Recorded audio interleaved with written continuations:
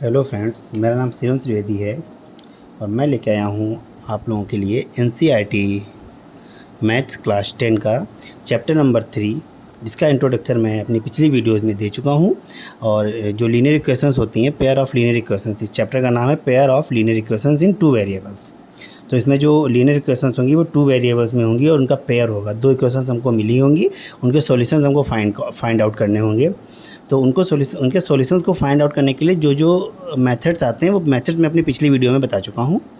तो आप एक बार वो पिछली वीडियो यहाँ पे जाके देख लीजिए तो आपको मेथड्स मिल जाएंगे। तो पहला मेथड है ग्राफिकली मेथड। और ग्राफिकली मेथड को जब मैंने बताया था तो वहाँ पे मैंने 3.1 का पहले क्वेश्चन का पहला पार्ट सॉल्व कर दिया था एज ए एग्ज़ाम्पल। ठीक है, तो इस वाली वीडियो में मैं पहले क्वेश्चन के दूसरे पार्ट से लेके आया हूँ। और दूसरा पार्ट क्या कह रहा है पहले क्वेश्चन का देखेंगे। कह रहा है 5 pencils and 7 pens together cost 50 rupees, where are 7 pencils and 5 pens together cost 46, find the cost of 1 pen and 1 pencil. है ना, क्वेश्चन आपको स्क्रीनशॉट बुक का दिख रहा होगा स्क्रीन पे ही, आप वहाँ से भी देख सकते हैं। तो उसके बाद में अब देखेंगे, पहले तो हमें क्या करना है, फॉर्म द पेयर, मतलब इसके पेयर्स को फॉर्म करना है। किसको? लीनियर इक्वेशन के जो पेयर होंगे उनको फॉर्म करना है, मतलब उनको 2 इक्वेशंस फॉर्म करनी है। इसमें 2 कंडीशन दी गई हैं। पहली कंडीशन देखेंगे, 5 pencils and 7 pens together cost 50, मतलब अगर हम 5 पेंसिल परचेज करते हैं, 7 पेन परचेज मतलब 7 पेन परचेज करते हैं तो टोटल कॉस्ट हो जाती है 50 रुपीज़। तो हम यहाँ पर लेट कर लेते हैं, क्या लेट करेंगे कि let the cost of 1 pencil, 1 pencil की कॉस्ट है हमने एक्स लेट कर ली, और the cost of 1 pen, 1 pen की कॉस्ट को हमने एक्स लेट कर लिया। ठीक है, तो यहाँ पर लिखेंगे कॉस्ट ऑफ 5 पेंसिल्स कितनी हो जाएगी। देखो 1 पेंसिल की कॉस्ट एक्स है तो 5 पेंसिल की हो जाएगी 5x। ठीक है, फिर यहाँ पर लिखेंगे कॉस्ट ऑफ 7 पेन्स, 7 पेन्स की कॉस्ट, अगर 1 पेन की कॉस्ट y रुपीज़ है तो 7 पेन की कॉस्ट हो जाएगी 7y। क्लियर है। फिर यहाँ से एक क्वेश्चन, अब ये कह रहा है कि टुगेदर मतलब साथ में जब परचेज़ करेंगे हम तो साथ में परचेज़ करने की कॉस्ट आ जाती है 50। जब हम साथ में परचेज़ करेंगे तो 5 पेंसिल हमने परचेज़ की 5x रुपीज़ में, प्लस 7 पेन परचेज़ किए हमने 7y रुपीज़ में, तो 7y is equal to total cost कितनी आई 50। तो ये पहला क्वेश्चन ये आ गया according to question first condition के लिए, ये फर्स्ट कंडीशन के लिए है। फिर नीचे लिखेंगे according to question second condition. अब यहाँ पर हम सेकेंड कंडीशन देखेंगे क्या कह रहा है। सेकेंड कंडीशन कह रहा है where 7 pencil and 5 pens together cost 46 rupees, है ना। तो अगर हम कितने 7 पेंसिल और 5 पेन लेते हैं, मतलब 7 पेंसिल एंड 5 पेन, तो हमारी जो कॉस्ट होगी वो 46 हो जाएगी। तो यहाँ पर अब देखिए पेंसिल की कॉस्ट थी x, तो पेंसिल है 7, ये हो जाएगा 7x, प्लस पेन्स हैं 5 और पेन की कॉस्ट है y, तो ये हो जाएगा 5y। अब कॉस्ट कितनी आ जाती है 46 रुपीज़। ये इक्वेशन नंबर 2 आ गई। ये 2 इक्वेशंस आ गए, मतलब पेयर आ गए हमारे लीनियर इक्वेशंस के। अब इन दोनों को सॉल्व करना है। सॉल्व कैसे करना है हमने आपको लास्ट वीडियो में बताया था। तो इसमें सबसे पहले पहली इक्वेशन के लिए फॉर इक्वेशन 1, है ना, इक्वेशन 1 को यहाँ पर नोट कर लेंगे 5x plus 7y is equal to 50, और यहाँ पर एक टेबल बना लेंगे जहाँ हमको x और y की 2 वैल्यूज़ को फाइंड आउट करना है। जब इसका इंट्रोडक्शन आपको हमने बताया था तो वहाँ पे हमने 3 पॉइंट निकाले थे क्लियर करने के लिए, लेकिन लाइन तो हमारी 2 पॉइंट से ही आ जाती है। क्लियर। सबसे पहले यहाँ पर हम x को कितना फाइंड लेट करेंगे, x को नहीं, हम y को लेट कर लेते हैं। यहाँ पे let y is equal to 0, y को हमने 0 लेट किया, तो यहाँ इसी क्वेश्चन में y को 0 पुट करेंगे तो 5x plus 7 multiply 0 is equal to 50, 5x is equal to 50, 7 0 हो जाएगा पूरा। तो अब इधर 5 मल्टीप्लाई कर रहा है, इधर डिवाइड करेगा तो 5 10 ज़ा 50, तो x की वैल्यू कितनी आ गई 10, x की वैल्यू आ जाती है 10। क्लियर है। तो उसके बाद में अब क्या करेंगे, अब हम y की कौन सी वैल्यू पुट करें, y की वैल्यू पुट करें, और जो कि यहाँ से हमको x की वैल्यू आ जाए, या x की वैल्यू पुट कर लेते हैं और यहाँ से हमको उसकी वैल्यू पुट हो जाएगी। तो वाई एक्स की वैल्यू हम पुट कर लेते हैं यहाँ से 3। लेट द, अब इस बार हम लेट करेंगे x, let x is equal to 3। तो हम कोई भी वैल्यू लेट कर सकते हैं, या तो अगर एक्स की लेट करेंगे तो वाई आ जाएगा, वाई की लेट करेंगे तो एक्स आ जाएगा, और अपनी सुटेबिलिटी के अकॉर्डिंग हम ये वैल्यूज़ को लेट करते हैं। ठीक है, यहाँ पर हमको पता था कि अगर हम इस वाले टर्म को y को 0 कर देते हैं तो 5 से 50 को डिवाइड करके 10 ला देगा, तो इसीलिए हमको इसको कैंसिल आउट करना था, तो y को हमने 0 लेट कर लिया, तो ये पूरा जो है यहाँ से हट गया। फिर यहाँ पे अब 0 तो हम ले चुके हैं y को, अगर हम x को 0 ले लेंगे, यहाँ पर x को 0 लेट कर लेते तो 7 से 50 डिवाइड होता नहीं है ना, पॉइंट में आ जाता तो हमको प्रॉब्लम आती। तो इसलिए हमने x को कितना लेट किया है, 3 लेट करेंगे तो ये हो जाएगा 5 3 15, और 15 इधर जाके 50 से सब्ट्रैक्ट होगा तो हो जाएगा 35, और 35 7 से डिवाइड हो जाएगा। तो ये यहाँ पर आपका प्रेजेंस ऑफ माइंड का काम है। पहले आप चेक कर लीजिएगा कि क्या वैल्यू आएगी या नहीं आएगी। अगर पॉइंट में हम लेके आएंगे तो ग्राफ पे हम उस पॉइंट को ढूंढने में हमें बहुत ज़्यादा प्रॉब्लम आएगी, है ना। तो इसीलिए ऐसी वैल्यूज़ को लाते हैं जो कि हमारा होल नंबर हो, कोई रेशनल नंबर नहीं हो। x को जब हमने 3 लेट किया तो यहाँ पे हो जाएगा 5 × 3 plus 7y is equal to 50। यहाँ से बचा 7y इज इक्वल टू 50, ये 5 3 15, इधर पॉजिटिव इधर निगेटिव हो जाएगा। 7y इज इक्वल टू 50 से 15 सब्ट्रैक्ट होगा तो 35 बचेगा। 7 से डिवाइड करा देंगे, 7 5 35, और यहाँ से y की वैल्यू आ गई 5। ठीक है, तो जब x को लेट किया था 3 तो y आ गया 5। क्लियर है। अब यहाँ पर लिखेंगे फॉर इक्वेशन 2। ठीक है, ये 2 पॉइंट, x एक्सिस पे हमें 10 पॉइंट चलना होगा, y एक्सिस पे हमको 0 पॉइंट चलना होगा, है ना। एक बार x एक्सिस पे 3 पॉइंट, एक बार x एक्सिस पे y एक्सिस पे 5 पॉइंट। अभी ग्राफ पे आएंगे तो दिखा देंगे। फिर इक्वेशन 2 में आ जाएगा 7x plus 5y is equal to 46। अब यहाँ पर देखेंगे ध्यान से, क्या करेंगे, अब ये 46 ना तो 5 से डिवाइड हो पाएगा ना ही 7 से डिवाइड हो पाएगा। तो यहाँ पर हमको एक ऐसी वैल्यू पुट करनी होगी जो यहाँ से सब्ट्रैक्ट कराएं, मतलब ये टर्म बने यहाँ से सब्ट्रैक्ट कराने के बाद में ये सॉल्व हो जाए। तो अब क्या करेंगे, इसके लिए हम y को, ये इक्वेशन 1 के लिए है, और यहाँ पर इक्वेशन 2 के लिए टेबल बना लेंगे ऐसे, और जो मैं बता रहा हूँ उसको ध्यान से देखेंगे कैसे आएगा ये।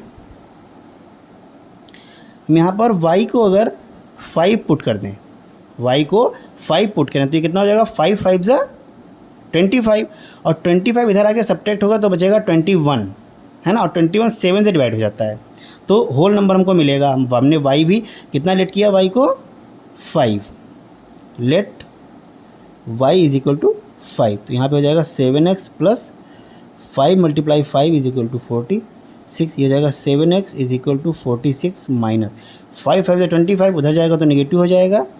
ये हो जाएगा 7x इज इक्वल टू 46 से 25 सब्ट्रैक्ट होगा तो 6 से 5 सब्ट्रैक्ट 1, और 4 से 2 सब्ट्रैक्ट तो 2, फिर 7 3 तो x की वैल्यू कितनी आ गई, 3 आ गई, है ना। तो x की वैल्यू आ गई 3। तो हमको इस चीज़ का खास ध्यान रखना है कि ये वैल्यू हमको होल नंबर्स में ही चाहिए। फिर अब हम लेट करते हैं लेट। अब क्या लेट करेंगे पहले देख लेते हैं कि अगर हम 7 में x को 3, तो यही वाला पॉइंट हो जाएगा अगर 3 लेट कर देंगे, नहीं 3 नहीं लेट करना, इधर y में ही देखते हैं। यहाँ पर हम देखेंगे तो let x is equal to 8। देखिए ध्यान से, x को जब हम 8 लेट करेंगे तो यहाँ पे 8 आ जाएगा, और 8 की 7 से मल्टीप्लाई होगी, क्या हो जाएगा 56, और 56 46 से माइनस होगा जाके तो बचेगा -10, और -10 5 से डिवाइड हो सकता है, तो वहाँ से हमको y की वैल्यू फाइंड आउट हो जाएगी। क्लियर है। तो अभी देखेंगे लेट किया है x इज इक्वल टू 8। अब इस इक्वेशन में x की जगह पे 8 पुट करना है, 7 × 8 plus 5y is equal to 46, ये हो जाएगा 5y इज इक्वल टू 46, 7 8 जा 56, इधर आएगा तो निगेटिव हो जाएगा, 5y इज इक्वल टू -10, 5 से डिवाइड होगा तो 5 2 जा 10, y की वैल्यू आ गई -2। ठीक है, तो x लेट किया था 8 और y आ गया -2। क्लियर। अब हम आते हैं ग्राफ पे, और ये इन वैल्यूज़ को आपको ग्राफ पे लगा रख के दिखाते हैं कि इनको कैसे ग्राफ पे प्लॉट करेंगे और कैसे इनके सॉल्यूशंस फाइंड आउट होंगे। ये ग्राफ कॉपी है, यहाँ पे देखिए 2 लाइन्स आपको दिख रही होंगी, एक लाइन तो ये है और एक लाइन ये चल रही है ये यहाँ पे। तो ये हो जाएगा वाई एक्सिस, ऊपर की तरफ पॉजिटिव और नीचे की तरफ निगेटिव। यहाँ पे एक्स है, अगर लेफ़्ट साइड में रहेंगे तो निगेटिव रहेगा और राइट साइड में आएंगे इधर तो पॉजिटिव रहेगा। और ये वाला पॉइंट हमारा ओ, इसको ओरिजिन बोलते हैं। तो ये ग्राफ बीच में बनना चाहिए, हमने इसको इस साइड में बनाया है क्योंकि अब लास्ट वीडियो में हमने आपको बताया था कि ये ग्राफ हम इस तरीके से बनाएंगे कि यहाँ पे x की वैल्यूज़ को देखेंगे तो x की वैल्यू यहाँ पे भी दोनों पॉजिटिव में है, यहाँ पे भी दोनों पॉजिटिव में है। तो हमको x की वैल्यू तो पॉजिटिव में ही चाहिए, x में निगेटिव का हमारा कोई काम नहीं है। तो x की निगेटिव की डिस्टेंस को हम जितना कम रख सकते हैं उतना कम रखेंगे। क्लियर है। y में देखेंगे तो y में यहाँ पे दोनों वैल्यूज़, इसमें कोई निगेटिव नहीं आ रहा है, इसमें एक वैल्यू निगेटिव है जो कि -2 है। तो हमको यहाँ पे नीचे की ओर -2 चाहिए, तो -2 तो यहाँ तक आ जाएगा, है ना। तो ये डिस्टेंस बस अपने अकॉर्डिंग देखेंगे। और प्लस में हमको x में 10 जाना था, तो x में 1 2 3 4 5 अप्रॉक्सीमेटली यहाँ तक आएगा। तो अगर हम यहाँ पर ओरिजिन रखते या यहाँ पर ओरिजिन रखते तो 10 पॉइंट मिलने में हमको प्रॉब्लम हो जाती है इधर। तो इस वजह से पॉइंट्स को देखेंगे, उसके बाद में ही अपनी ये लाइन हम ड्रॉ करेंगे। क्लियर है कि पॉजिटिव में कितने पॉइंट आ रहे हैं, निगेटिव में कितने पॉइंट आ रहे हैं। तो अब इक्वेशन 1 के लिए देखेंगे, ये इक्वेशन 1 के लिए ये वाली टेबल है। तो यहाँ पे हमको x पे 10 चलना है, y पे 0। ध्यान रखना x पे 10, y पे 0। तो देखिए x पे कितना चलेंगे 10, तो 1 2 3 4 5 6 7 8 9 10, यहाँ पे 10 चले। और y पे कितना चलना है 0, तो मतलब y पे हमको चलना ही नहीं है, y पे चलना ही नहीं है। ये पॉइंट मिला हमको एक, ठीक है क्लियर। उसके बाद में दूसरा पॉइंट क्या है 3 और 5, हमको x पे चलना है 3, y पे 5। तो पहले x पे चलेंगे 1 2 3 और y पे 5, तो 1 2 3 4 5, यहाँ तक पहुँचे हम। एक पॉइंट हमको मिल गया, ये 2 पॉइंट मिल गए और इन दोनों से अब हमको एक लाइन खींच लेनी है।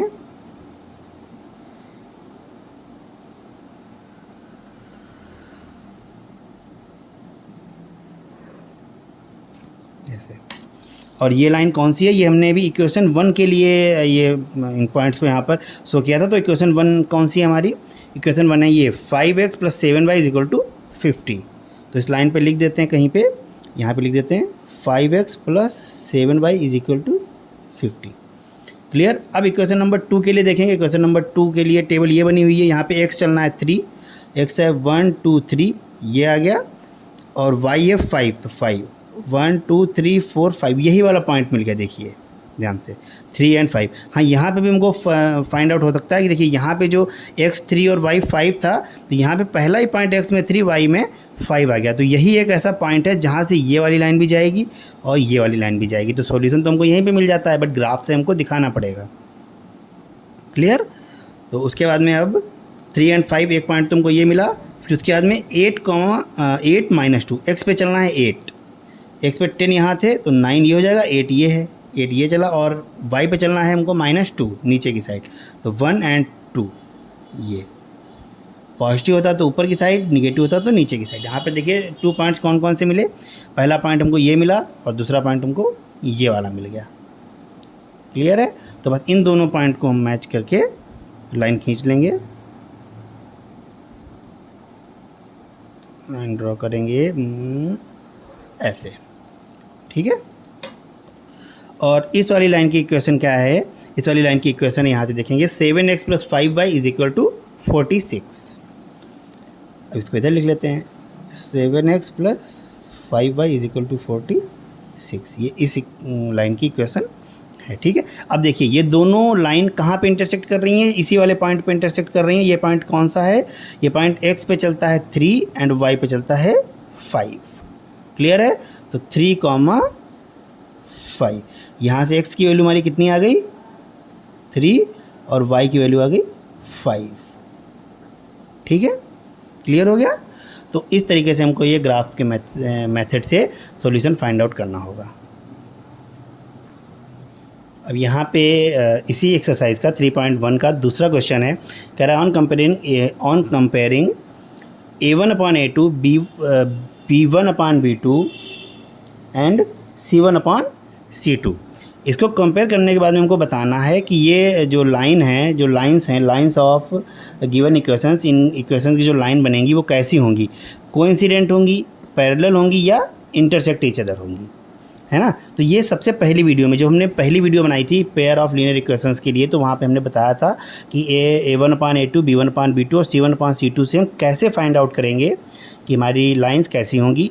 तो सबसे पहले चेक करेंगे, क्या चेक करेंगे कि यहाँ पे A1 A2 कौन कौन से हैं, B1 B2 कौन कौन से हैं, C1 C2 कौन कौन से हैं। तो यहाँ पे लिख लेंगे A1 क्या होता है, पहली इक्वेशन के x का कोफिशिएंट। तो पहली इक्वेशन यहाँ पे 5x - 4y + 8 और इसमें x का कोफिशिएंट है 5, 5 हो गया। B1 क्या है, B1 है -4 और C1 क्या है, C1 है 8 कांस्टेंट टर्म में, है ना, और B होता है y का कोफिशिएंट। फिर उसके बाद भी आप दूसरी क्वेश्चन देखेंगे और दूसरी क्वेश्चन से हम A2, B2 एंड C2 निकाल लेंगे। तो A2 हो जाएगा यहाँ से 7, B2 होगा 6 एंड C2 हो जाएगा -9। क्लियर है। अब चेक करेंगे कि A1/A2 = B1/B2 = C1/C2 यहाँ पर रखेंगे। फिर देखेंगे क्या ये इसके इक्वल आ रहा है। अगर ये तीनों इक्वल आ रहे हैं तो लाइन कैसी होंगी, तो लाइन हो जाएंगी कोइंसिडेंट। अगर ये दोनों इक्वल आ रहे हैं और ये इक्वल नहीं आ रहा है इनके, तो लाइन हो जाएंगी पैरेलल। और अगर ये वाला टर्म ही इसके इक्वल नहीं आ रहा है तो लाइन हो जाएंगी इंटरसेक्ट ईच अदर।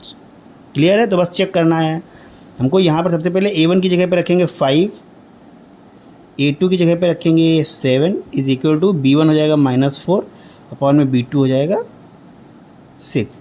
अभी ध्यान से देखेंगे, ये है 5 5 7, ये है -4 5 6। तो ये पॉजिटिव है, ये निगेटिव है। ये पॉजिटिव रेशनल नंबर है, ये निगेटिव है, और ये रेशनल नंबर है भी नहीं। इसको हम पहले तो सॉल्व कर देंगे। 2 2 ज़ा 4, 2 3 ज़ा 6, है ना। तो ये हो जाएगा -2/3 और यही इसके इक्वल नहीं है, यही इसका इक्वल नहीं है। तो अगर A1/A2 ही B1/B2 के इक्वल नहीं है तो हम C1/C2 चेक नहीं करेंगे और हमको यहीं से पता चल जाएगा, क्या पता चलेगा कि लाइंस आर इंटरसेक्टिंग। तो लाइंस हैं वो कैसी हैं, इंटरसेक्टिंग है। क्लियर।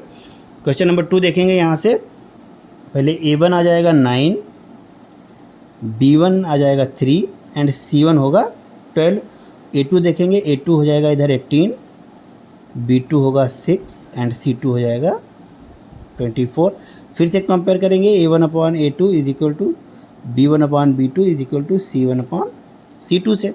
अब यहाँ से A1 की जगह पे पुट करेंगे 9/18 = B1 है 3/B2 है 6 = 12/24। क्लियर है।